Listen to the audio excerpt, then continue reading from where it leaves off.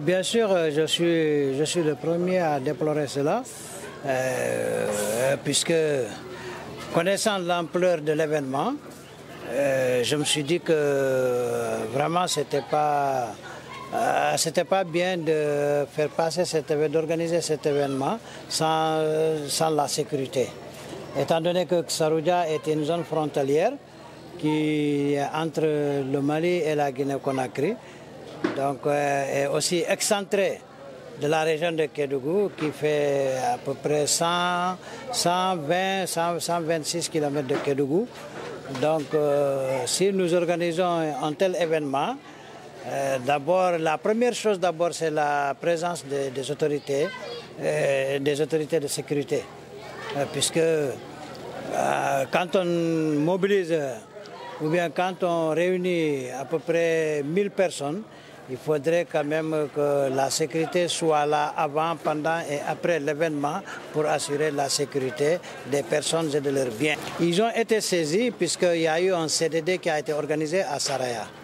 Et ensuite, nous avons envoyé aussi des demandes, des cartes d'invitation aussi pour ça.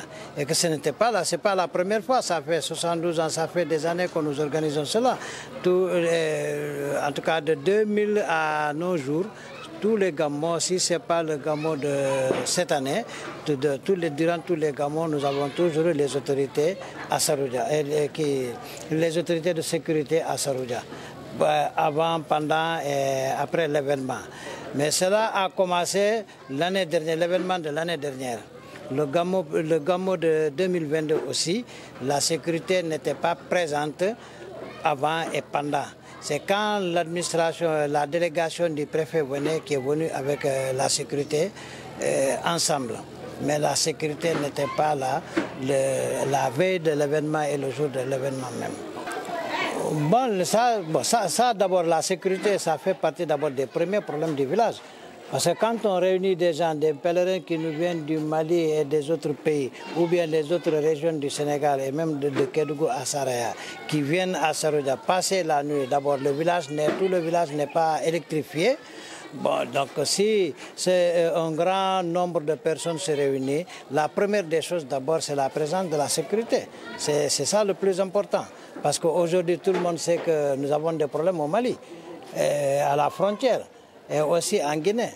Donc s'il y a un village ou bien une commune qui est frontalière de ces deux pays n'est pas sécurisée, vraiment la présence de ces pèlerins est menacée. Bon, mais aussi après cela, nous avons aussi comme doléance que nous avons longtemps demandé, c'est la mosquée, la construction de cette mosquée, puisque le gamo de Saroudia prend de l'ampleur d'année en année.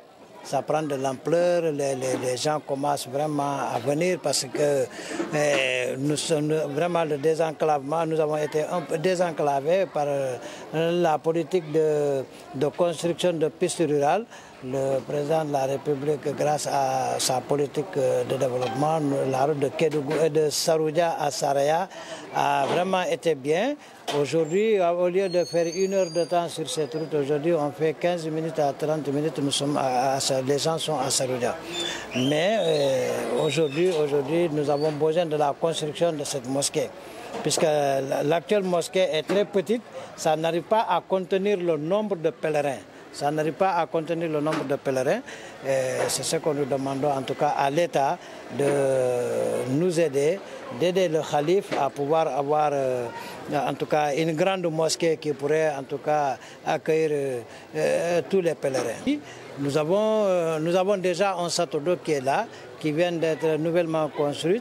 Et maintenant, ce qu'il y a, c'est en tout cas, je ne sais pas comment dirais-je. C'est la distribution. La distribution à l'intérieur du village qui pose problème.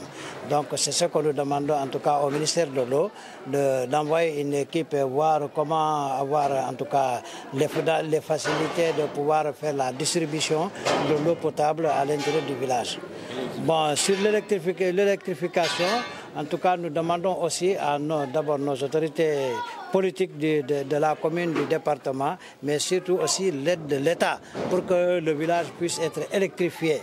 Parce que vous avez vu cette année le monde qui s'est présenté à Saroudia. Pendant 2 jours, ils sont dans l'obscurité.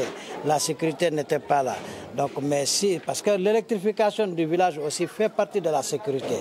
Donc pour assurer cette sécurité, nous demandons en tout cas à l'État de nous aider en tout cas à voir comment pouvoir alimenter le village de Saroudia en électricité.